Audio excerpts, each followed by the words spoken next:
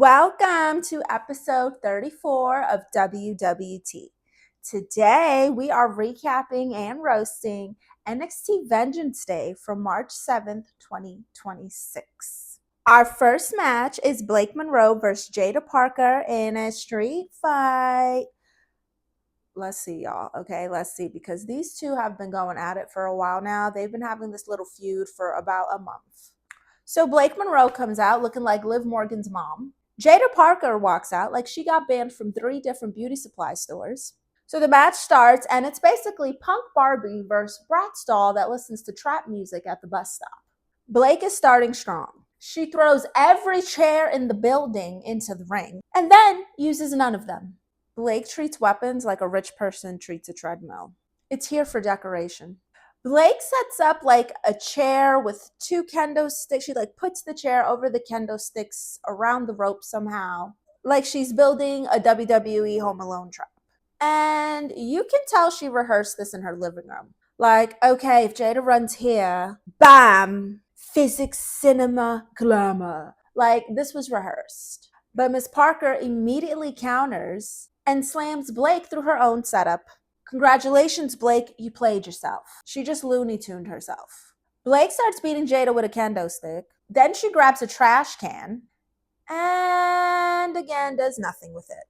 At this point, these are emotional support weapons. They go back and forth. Then somehow, Jada is beating Blake Monroe's ass with a kendo stick so bad that Booker T starts having PTSD of his grandma telling him to get the switch. There's bodies everywhere! Blake pulls out a brick, like she's building low-income housing in the ring. Jada smacks Blake with a chair like, welcome to Florida, ho. Then sets up the table. Slim Jim, Slim Jim, Slim Jim, Slim Jim. Then she dives off the ropes and puts Blake through the table. But Blake pulls out this mystery sack and dumps it out like, welcome to my street fight hole. It's diamonds. She throws them in Jada's face like, poof, happy birthday, bitch. Then slams Jada into the pile of diamonds and wins, proving that diamonds are forever. And so is the glamour. Oh, I've never seen a bimbo with makeup and blonde hair. Our next match is Tony D'Angelo versus Dion LNIKS. Y'all, so we just cut to outside. First of all, I don't even realize that this is the match, okay? They just cut to a Grease reboot type of vibe, okay? It's just Dion LNIKS and the Dark stay outside with a bunch of cars. They look like they're waiting for Tony D'Angelo to pull up. Tony D'Angelo has a decoy pull up. They jump this guy, this poor guy, and then they realize, oh, wait a minute, this isn't Tony. Right as Tony D'Angelo is behind them, beating them with a chair, like Goodfellas meets Home Depot. Then Tony drags Dion into a warehouse, like the Texas Chainsaw Massacre Jersey edition. Reminder, they have a match. Is this the beginning of the match? It's like, what is this? Somehow they end up back out front where they started. And the rest of the Dark State and Dion LNIKS are jumping Tony, beating his ass, okay? Then here comes OTM. The referee is fed up. The referee has had it. He's like, y'all need to get in the ring, okay? The match is supposed to be starting. Get in the ring. Can you please get your asses in the ring? Eventually, after 20 minutes, they make it to the ring by busting through that random little side door where the NXT, y'all know that little side wall. They bust through that wall like the Kool-Aid man, okay? If he didn't take his anger management classes. Oh, yeah, crazy. And so the match finally starts, and they're both already dead. They're done, okay? They both look like they worked a 16-hour shift at a steel factory. Dion starts to dominate. Tony picks it up and hits Dion LNIKS with 8 DDTs. It was a lot of DDTs. It was a lot of them. Dion LNIKS tries to cut off Tony D'Angelo's ankle with the steel steps. Tony eventually moves. He's just there. Move your foot, dumbass. Then Dion throws Tony into the crowd like a bouquet at a wedding. Then he sacrifices himself through the table. They barely beat the count out. Dion goes for pin, but Tony's in the mob, and so death doesn't legally apply to him. Eventually, Tony's perico kicks in. He headbutts Dion, hits him with a choke slam, then a spear, and takes the win. Our next match is Tatum Paxley versus Izzy Dame. Tatum Paxley comes out looking like she just bought ecstasy at Neverland. Izzy Dame walks out looking like Tiffany Stratton after 3 weeks on Ozempic and 1 week in county jail. So the match starts and Tatum is dominating. I am super happy to see her kicking ass right now because you know what? Izzy Dame, a little trifling hoe. Izzy suddenly wakes up, kicks Tatum back to the Addams Family reunion. Izzy Dame is taking control, okay? Over there looking like an evil pigeon. Tatum snaps and starts beating Izzy Dame's ass like, you sold my dolls on Facebook Marketplace. She hits a 450 splash. Izzy moves. Now they're chopping each other up, okay? Hey, oh, gabagool. Sounded like a bunch of Italians. There's bodies everywhere. Finally, Tatum hits the cemetery drop and wins. Moral of the story, sometimes you just gotta beat your bully's ass. Friendly reminder from your WWE enthusiast. Once again, I am asking you to shop WWE using my link. Not aggressively, just consistently. You get the drip, WWE gets the sale, and I get iced coffee money. We all thrive. So up next, Fatal Influence comes out looking like, wanna talk to hot local babes? Call us now. JC Jane tells the crowd, I love watching you eat your words. Looking like Phineas and Ferb. Then she's bragging about how she'll be at WrestleMania next year. Girl, relax. You're acting like you got drafted to the Avengers, okay? She's bragging about beating Sol Ruca in like 6 seconds. Because of Zarya. Duh, convenient. Here comes Zarya. Zarya's like, the only reason I haven't had opportunities is because Sol Ruca. Fatal Influence tells Zarya they're more loyal than her. Here comes Sol Ruca. I know you and I know how to break your heart. Which honestly makes sense because Zarya's shirt literally says Sol's ex. That's not a wrestling storyline. That's a Facebook relationship status. Here comes new manager Rob, and he says that Zarya, JC Jane, and Sol Ruca will fight for the championship on NXT. Then, of course, the Fatal Influence jump Sol Ruca and Zarya because wrestling factions operate like middle school lunch tables. Our next match is Lola Vice versus Kalani Jordan in an underground fight. Y'all, look. My money's on Lola, okay? This is where she came from.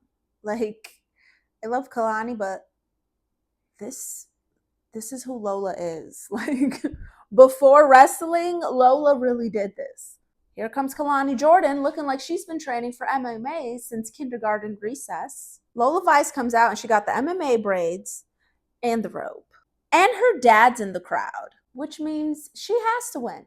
Because nothing on earth is scarier than disappointing Latino parents. So the fight starts and Lola immediately locks Kalani in an armbar. She's folding this arm up like she's trying to fit it into a carry-on, okay? Lola puts Kalani in a sleeper. Kalani rolls out. They're going back and forth. Kalani starts going for Lola's injured hand and she keeps going for the hand. And I'm screaming, Lola, move your hand. Like, why is it just there the whole time? Like, move. Then Kalani keeps slamming that same hand into the ring post. Back to back to back. Lola's had enough. She goes full MMA. Starts kicking Kalani like Chun-Li in cheat mode. Ends up kicking Kalani out the ring and kicking everyone in her way. Like, she literally is starting to fight people on the side.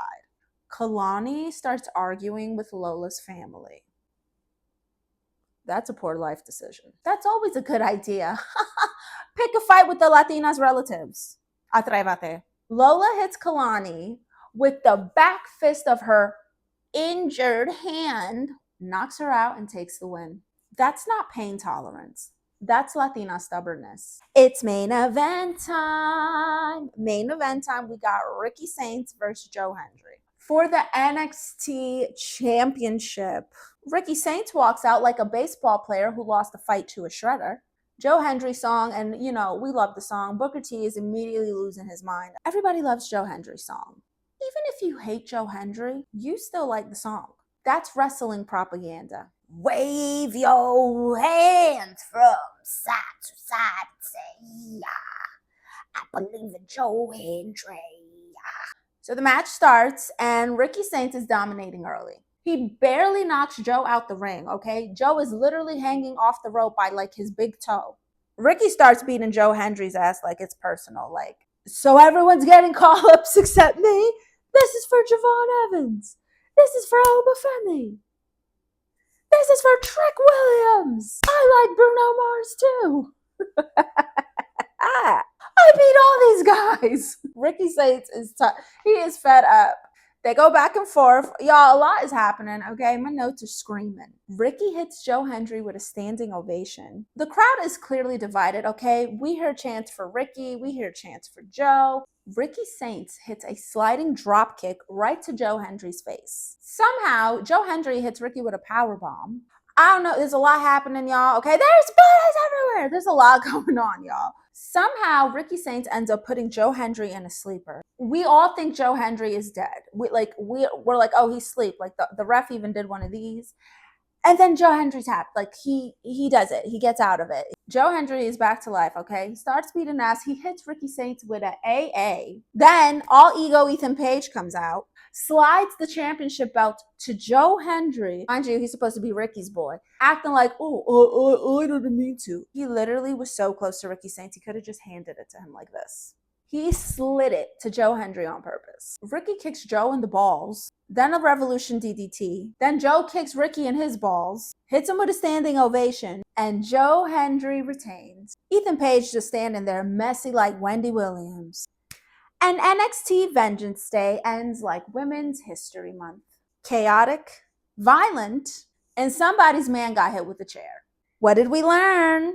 If Tony D'Angelo drags you into a warehouse, update your will. Never ever argue with a Latina fighter's family. Joe Hendry's theme song is stronger than most wrestlers. And diamonds are forever, especially when you throw them in someone's face. Thank you guys for watching WWT. If you like wrestling as much as I do, make sure you subscribe, turn on the notifications, hit the bell, like it, love it, leave a comment, share it. It helps. Check out my WWT playlist for old episodes. Subscribe to the Patreon. Subscribe to the Patreon for more content. If you're going to get WWE merch, don't forget, use the link in the description. It helps the channel, okay? It just helps you grow. It doesn't take money from nobody. There's no extra money coming out of your pockets to support by clicking that link. Thank you, guys. See you next time. Bye.